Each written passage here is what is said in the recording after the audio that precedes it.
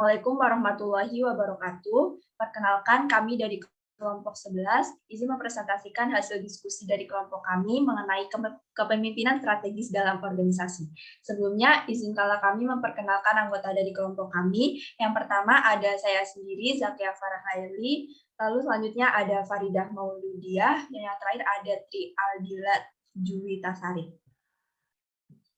Baik, untuk pembahasan yang pertama, yaitu penentu kinerja organisasi.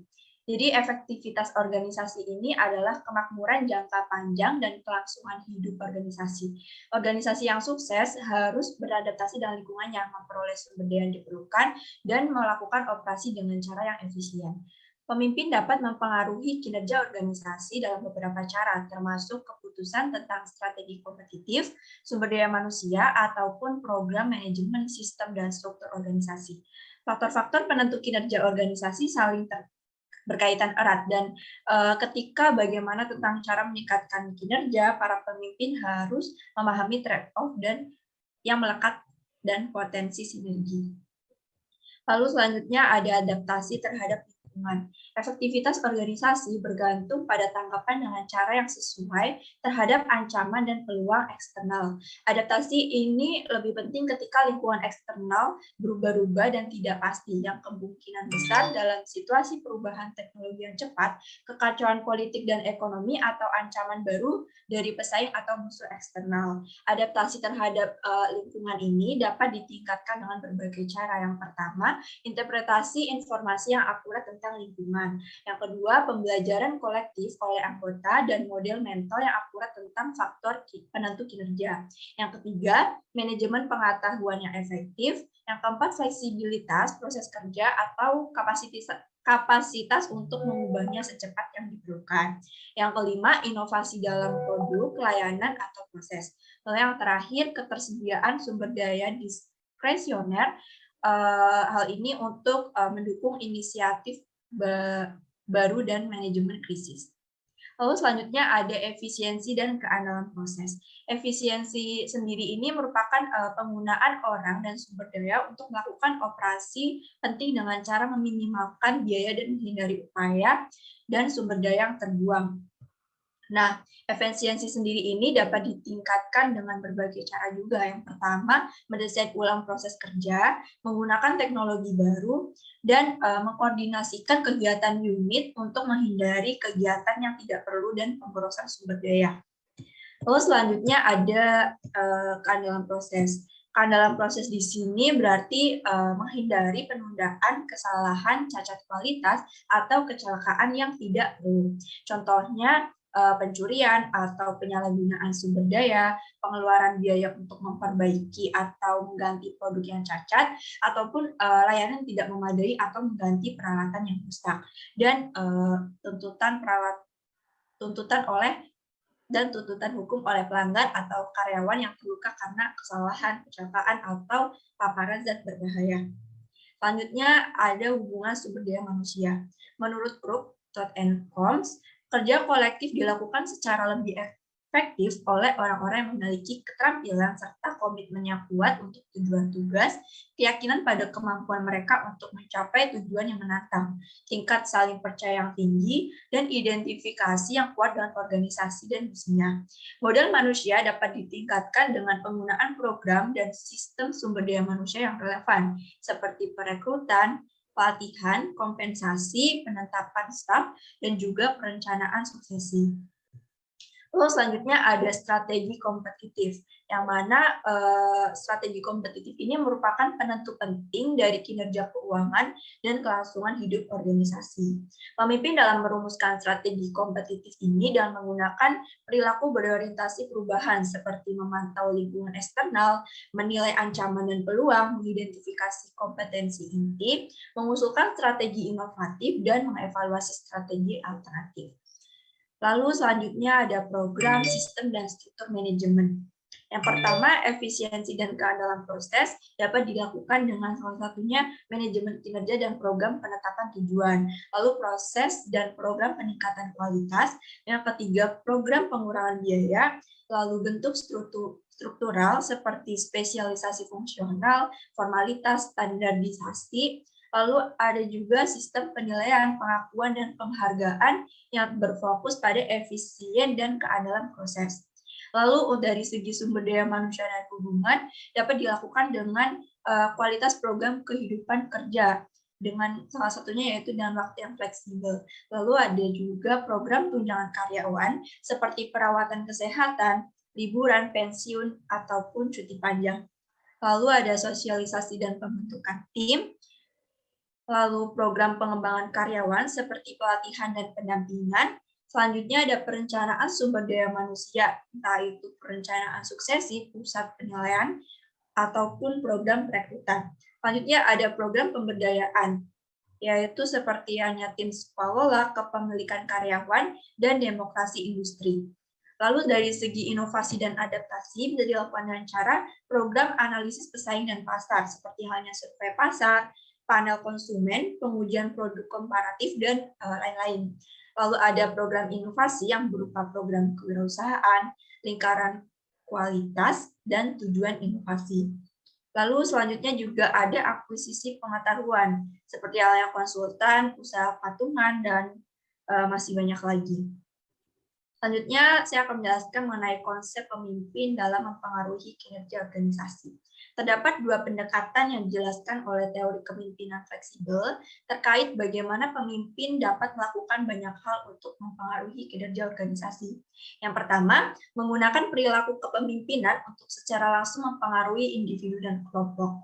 Lalu yang kedua, membuat keputusan tentang strategi bersaing, struktur organisasi, dan program manajemen. Baik, untuk selanjutnya akan dijelaskan oleh rekan saya.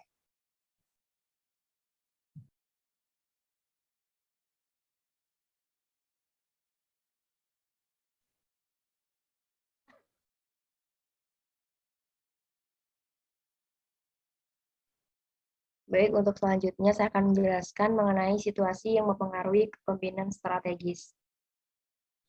Dalam organisasi, situasi yang mempengaruhi kepemimpinan strategis itu ada dua.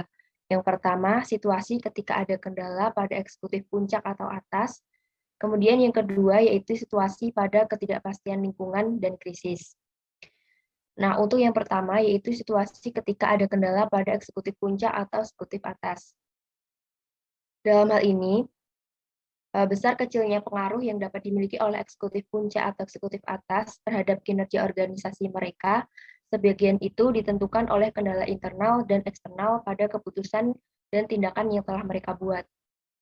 Jadi dalam hal ini, peran kebijakan manajerial seorang CEO atau pemimpin sangat dominan, atau boleh dikatakan bahwa kebijakan organisasi itu tergantung dari monopoli CEO. Bahkan kadang kebijaksanaan dalam bidang-bidang utama seperti penetapan harga, teknologi, dan perubahan produk mungkin sangat dibatasi oleh peraturan eksekutif atas. Kemudian yang kedua yaitu ketidakpastian lingkungan dan krisis. Berdasarkan pendapat yang dikemukakan oleh MC Klein, Liang, and Berger pada tahun 2009, itu mengatakan bahwa dalam lingkungan yang relatif stabil, mengubah strategi lama yang telah efektif itu dapat menurunkan kinerja keuangan daripada kita meningkatkan kinerja keuangan tersebut. Jadi dalam hal ini, itu seringkali sulit untuk menerapkan strategi baru, dan penurunan sementara dalam kinerja keuangan kemungkinan bisa terjadi karena biaya tambahan dikeluarkan untuk membiayai orang yang mau belajar untuk melakukan sesuatu yang baru. Biasanya diperlukan waktu yang cukup lama untuk memverifikasi keberhasilan perubahan besar, yaitu kisaran waktunya 3–3,5 tahun. Dan konsekuensinya mungkin dapat menyebabkan orang menjadi tidak sabar, karena tidak adanya kemajuan yang lebih cepat. Dan ketika dihadapkan dengan perubahan dan lingkungan eksternal seperti persaingan baru, teknologi baru, atau pergeseran preferensi pelanggan, banyak eksekutif yang masih mempertahankan strategi lama. Kenapa? Karena mereka itu beranggapan bahwa strategi sebelumnya itu masih relevan untuk dilakukan. Oleh karena itu, mereka cenderung hanya membuat perubahan tambahan, bukan perubahan besar. Sehingga hal ini itu menimbulkan pengaruh dalam melakukan kepemimpinan strategis, karena pada akhirnya tidak ada kepastian dalam lingkungan organisasi. Kemudian budaya organisasi. Pada bagian ini, saya akan menjelaskan mengenai fungsi budaya, hubungan budaya dengan kinerja organisasi, pengaruh pemimpin terhadap budaya, dan kesulitan untuk mengubahnya. Kemudian apa sih pengertian dari budaya organisasi sendiri? Jadi budaya organisasi itu secara umum bisa diartikan sebagai sistem nilai-nilai yang dipahami bersama oleh seluruh anggota dari salah satu organisasi. Dan hal itu sengaja disosialisasikan serta dapat terimplementasi pada perilaku dan sikap masing-masing karyawan dalam kehidupan berorganisasi. Budaya organisasi itu terdiri dari asumsi, keyakinan, dan nilai bersama untuk para anggotanya. Keyakinan dan nilai yang mendasari itu membantu anggota untuk menghadapi masalah kelangsungan hidup di lingkungan eksternal dan masalah di lingkungan internal. Budaya ini mungkin saja kuat dan juga lemah, dan mungkin ada salah satu budaya yang dominan untuk organisasi atau beberapa budaya yang berbeda dalam subunit. Budaya organisasi ini bisa dikatakan sebagai pengaruh situasional pada pemimpin. Namun, seiring berjalannya waktu, pemimpin juga dapat mempengaruhi budaya itu sendiri. Kemudian fungsi kebudayaan. Fungsi kebudayaan ini bertujuan untuk membantu orang dalam memahami lingkungan dan menentukan cara untuk menanggapinya, sehingga dapat mengurangi kecemasan, ketidakpastian, dan juga kebingungan. Dalam organisasi, masalah internal dan eksternal itu saling terkait erat, dan organisasi harus pengalaman, mereka menjadi asumsi bersama yang diteruskan ke anggota baru. Kemudian yang selanjutnya, saya akan menjelaskan mengenai budaya dan kinerja organisasi. Nilai budaya dalam suatu organisasi itu dapat meningkat kinerja organisasi jika mereka konsisten dengan jenis proses yang dibutuhkan untuk menyelesaikan misi dan juga mampu beradaptasi dengan tantangan internal dan eksternal. Misalnya, nilai-nilai bersama seperti fleksibilitas, kreativitas, inisiatif kewirausahaan yang dapat memfasilitasi inovasi dan pembelajaran organisasi. Budaya organisasi juga dapat mencakup nilai kerja, toleransi ketidakpastian, ataupun nilai-nilai ini juga dapat berimplikasi pada kinerja organisasi. Kemudian yang selanjutnya yaitu pengaruh pemimpin pada budaya. Dalam perusahaan atau organisasi atau mungkin lembaga, CEO atau pemimpin itu dalam sebuah organisasi biasanya memiliki pengaruh lebih dari manajer individu lainnya. Tetapi budaya perusahaan itu biasanya mencerminkan pengaruh banyak pemimpin yang berbeda selama periode waktu yang cukup. Biasanya para pemimpin itu dapat mempengaruhi budaya organisasi dalam pendekatan yang berbeda, itu konsisten satu sama lain. Salah satu bentuk pengaruh pemimpin terhadap budaya organisasi adalah penggunaan daya tarik ideologis dan artikulasi berulang dari visi yang menginspirasi bagi organisasi atau subunit. Dalam hal ini, pemimpin itu mengkomunikasikan nilai-nilai mereka ketika mereka membuat pernyataan tentang nilai dan tujuan yang penting, dan juga merumuskan strategi serta rencana jangka panjang untuk mencapainya. Kemudian selanjutnya yaitu mengenai pembahasan kesulitan perubahan budaya.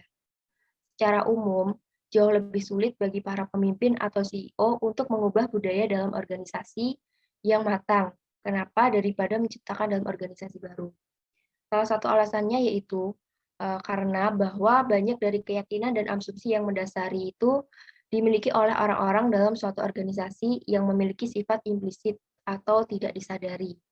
Dan asumsi budaya itu juga sulit diubah ketika mereka membenarkan masa lalu dan merupakan kebanggaan. Selain itu, nilai-nilai budaya itu juga mempengaruhi pemilihan pemimpin dan harapan peran bagi mereka. Dalam kedewasaan, organisasi itu relatif makmur. Budayanya mempengaruhi pemimpin lebih dari pemimpin mempengaruhi budaya. Perubahan drastis tidak mungkin terjadi kecuali krisis besar mengancam kesejahteraan dan kelangsungan hidup organisasi. Bahkan dengan krisis itu juga dibutuhkan wawasan serta keterampilan atau skill yang cukup bagi seorang pemimpin untuk memahami budaya saat ini dalam suatu organisasi dan menerapkan perubahan dengan sukses. Baik, untuk selanjutnya akan dijelaskan oleh rekan saya. Baik, selanjutnya saya akan menjelaskan penelitian tentang pengaruh kepemimpinan strategis. Penelitian tentang kepemimpinan oleh kepala eksekutif organisasi menunjukkan bahwa mereka dapat mempengaruhi proses dan hasil organisasi. Tetapi pengaruh ini sangat bervariasi tergantung pada situasi, sifat, dan keterampilan para pemimpin. Hal ini telah diteliti dalam penelitian dengan metode yang berbeda, yaitu studi suksesi, studi kasus deskriptif, dan studi survei perilaku CEO. Yang pertama yaitu studi suksesi. Metode penelitian di sebagian besar studi suksesi adalah studi lapangan arsip tentang CEO untuk sampel perusahaan bisnis. Tetapi beberapa studi suksesi telah menggunakan pelatih tim olahraga profesional. Semua data berasal dari catatan arsip dan karakteristik penerus, misalnya internal dan eksternal terkait dengan perubahan ukuran objektif kinerja organisasi pada tahun-tahun sebelum dan sesudah suksesi terjadi. Yang kedua yaitu studi deskriptif. Beberapa studi deskriptif telah digunakan untuk menyelidiki pengaruh CEO pada organisasi mereka. Banyak sumber informasi yang berbeda dapat digunakan, termasuk wawancara, kuesioner, catatan perusahaan, laporan tahunan, dan database keuangan. Yang ketiga yaitu studi survei tentang kepemimpinan CEO. Sebagian besar studi ini difokuskan secara sempit pada efek kepemimpinan karismatik atau transformasional oleh seorang CEO. Perilaku kepemimpinan diukur dengan kuesioner yang diisi oleh satu atau lebih bawahan. Temuan tidak konsisten di seluruh studi, mungkin sebagian karena perbedaan besar dalam sampel, ukuran perilaku kepemimpinan, dan ukuran efektivitas organisasi. Selanjutnya yaitu tim eksekutif. Ada 3, yaitu keunggulan potensial, kondisi yang memfasilitasi, dan kepemimpinan tim eksekutif. Yang pertama yaitu keunggulan potensial. Tim eksekutif menawarkan sejumlah keuntungan potensial bagi organisasi. Para anggota seringkali memiliki keterampilan dan pengetahuan yang relevan yang tidak dimiliki CEO dan dapat mengkompensasi kelemahan dalam keterampilan CEO. Yang kedua yaitu kondisi yang memfasilitasi. Keuntungan potensial jika memiliki tim eksekutif bagian bergantung pada situasi dan mereka sangat penting dalam lingkungan yang kompleks dan cepat berubah yang menempatkan banyak tuntutan eksternal pada CEO. Dan yang ketiga yaitu kepemimpinan tim eksekutif. Kepemimpinan yang efektif lebih mungkin jika CEO memiliki nilai, sifat, dan keterampilan yang relevan. Tim eksekutif lebih mungkin berhasil ketika CEO memilih anggota tim dengan keterampilan dan pengalaman yang relevan. Dengan jelas mendefinisikan tujuan yang konsisten dengan nilai-nilai bersama, memberi tim keleluasan yang cukup, tetapi dengan jelas menentukan batasan otoritas tim dalam kaitannya dengan otoritas CEO. Selanjutnya yaitu konsepsi yang muncul tentang kepemimpinan organisasi. Yang pertama yaitu kepemimpinan bersama dan terdistribusi. Teori dan penelitian tentang kepemimpinan telah lama mengakui bahwa pemimpin yang efektif memberdayakan orang lain untuk berpartisipasi dalam proses menafsirkan peristiwa, memecahkan masalah, dan membuat keputusan. Yang kedua yaitu kepemimpinan relasional. Dalam banyak literatur kepemimpinan, relasi dianggap penting, tetapi dalam pendekatan tradisional, fokusnya adalah pada bagaimana seorang pemimpin individu dapat mengembangkan dan memelihara hubungan kooperatif. Dan yang ketiga yaitu teori kompleksitas kepemimpinan. Untuk menggambarkan kepemimpinan yang efektif secara akurat dalam organisasi membutuhkan teori yang lebih kompleks daripada teori sebelumnya. Selanjutnya yaitu 2 tanggung jawab utama untuk eksekutif tertinggi. Tanggung jawab pertama yaitu pemantauan eksternal. Pemantauan eksternal memberikan informasi yang diperlukan untuk perencanaan strategis dan manajemen krisis. Pemantauan eksternal yang lebih banyak diperlukan ketika organisasi sangat bergantung pada pihak luar, misalnya klien dan pelanggan. Dan yang kedua yaitu mengembangkan strategi kompetitif. Strategi yang relevan memperhitungkan perubahan dalam lingkungan eksternal dan realistis dalam hal kekuatan dan kelemahan organisasi. Strategi tersebut harus mencerminkan misi inti dan tinggi prioritas tujuan organisasi. Dan selanjutnya yaitu pedoman kepemimpinan strategis. Di sini ada 8. Yang pertama yaitu menentukan tujuan dan prioritas jangka panjang. Sulit untuk membuat rencana strategis tanpa mengetahui tujuan yang ingin dicapai dan prioritas relatifnya. Tujuan jangka panjang dan prioritas harus didasarkan pada visi dan misi organisasi. Yang kedua yaitu pelajari apa yang dibutuhkan pelanggan. Penting untuk mempelajari sebanyak mungkin tentang kebutuhan dan persyaratan khusus pelanggan dan apa yang mereka pikirkan tentang produk dan layanan organisasi sebagai sumber informasi. Yang ketiga yaitu mempelajari tentang produk dan aktivitas pesaing. Pengetahuan tentang produk dan layanan pesaing memberikan dasar untuk mengevaluasi produk dan proses Anda sendiri, dan memberikan sumber ide yang baik tentang cara memperbaikinya. Yang keempat, yaitu menilai kekuatan dan kelemahan saat ini. Perencanaan strategis difasilitasi oleh evaluasi yang komprehensif dan objektif dari kinerja saat ini dalam kaitannya dengan tujuan strategis dan dibandingkan dengan kinerja pesaing. Yang kelima, identifikasi kompetensi inti. Kompetensi inti adalah pengetahuan dan kemampuan untuk melakukan jenis aktivitas tertentu. Yang keenam, yaitu identifikasi strategi yang menjanjikan. Jika perubahan besar dalam strategi diperlukan, lebih baik memulai dengan menjelajahi berbagai strategi yang mungkin. Terlalu cepat memfokuskan perhatian pada satu strategi yang kurang jelas akan menghalangi menemukan strategi yang lebih baik. Yang ketujuh, evaluasi kemungkinan hasil dari sebuah strategi. Sebuah strategi harus dievaluasi dalam kaitannya dengan konsekuensi yang mungkin terjadi untuk pencapaian tujuan utama. Konsekuensi yang relevan mencakup manfaat dan biaya bagi berbagai pemangku kepentingan dalam organisasi. Yang kedelapan, yaitu libatkan eksekutif lain dalam memilih strategi. Jika terdapat ketidakpastian dan ketidaksepakatan yang cukup besar serta strategi terbaik, sebaiknya pilih salah satu yang cukup fleksibel untuk memungkinkan modifikasi nanti setelah lebih banyak pengetahuan tentang keefektifannya yang dapat diperoleh. Sekian presentasi dari kelompok kami. Mohon maaf apabila ada kekurangan dan salah kata. Wassalamualaikum warahmatullahi wabarakatuh.